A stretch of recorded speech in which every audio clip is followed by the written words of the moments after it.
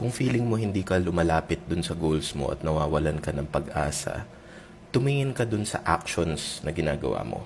May ikikwento ko para maipaliwanag ko na mabuti. Meron akong kaibigan, gumawa siya ng TikTok.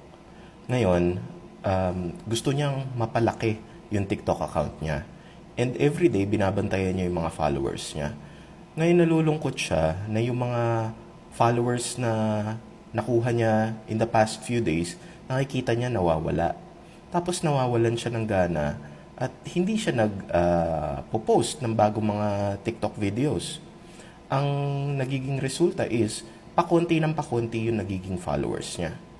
Ngayon, ang sinabi ko sa kanya, huwag kang tumingin dun sa dami ng followers na nakukuha mo araw-araw.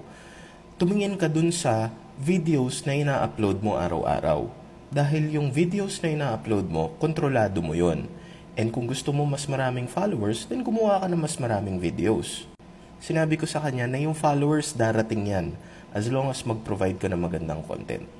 Ngayon, ma-apply mo to dun sa yaman. Kung sa tingin mo hindi ka nakakaipon at kulang yung bilis ng paglaki ng pera mo, tumingin ka dun sa actions mo. Ano ba yung ginagawa mo para lumaki talaga yung pera mo? Ano yung ginagawa mo para makapag-ipon ka ng marami?